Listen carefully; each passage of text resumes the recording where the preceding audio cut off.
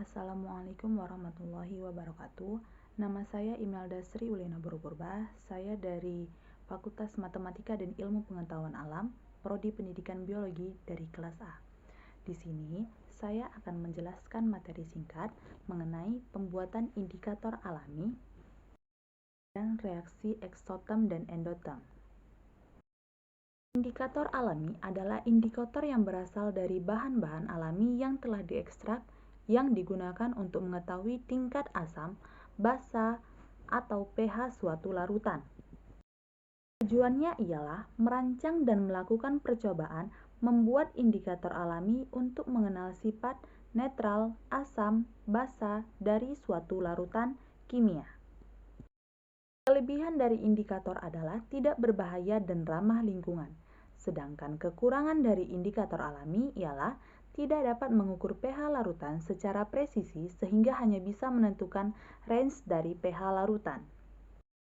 Bahan alami yang biasa digunakan sebagai indikator asam basa ialah umbi, kulit batang, daun, atau bunga yang biasa disebut dengan mahkota. Contohnya seperti kunyit, kulit manggis, kol ungu, dan lainnya. Syarat agar suatu zat dapat digunakan sebagai indikator asam dan basa ialah terjadinya perubahan warna apabila indikator diteteskan pada larutan asam maupun basa. Contoh perubahan warna indikator asam dan basa ialah seperti kunyit yang jika diteteskan menjadi warna kuning maka disebut dengan asam. Sedangkan jika berwarna merah, maka ia termasuk positif basa. Contoh kedua seperti kol ungu, jika ia warnanya merah muda, maka ia disebut dengan asam. Sedangkan jika ia berwarna hijau, maka ia termasuk basa.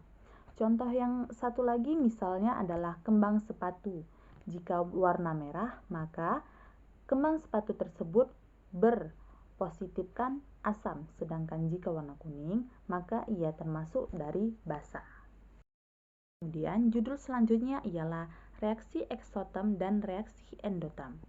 Reaksi eksoterm adalah reaksi yang melepaskan kalor, sedangkan endoterm ialah reaksi yang penyerapan kalor.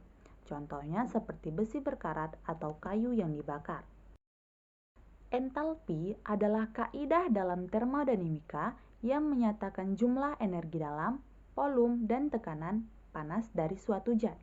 Sedangkan kalibrasi ialah proses verifikasi bahwa suatu akurasi alat ukur sesuai dengan rancangannya. Mungkin hanya ini yang bisa saya sampaikan.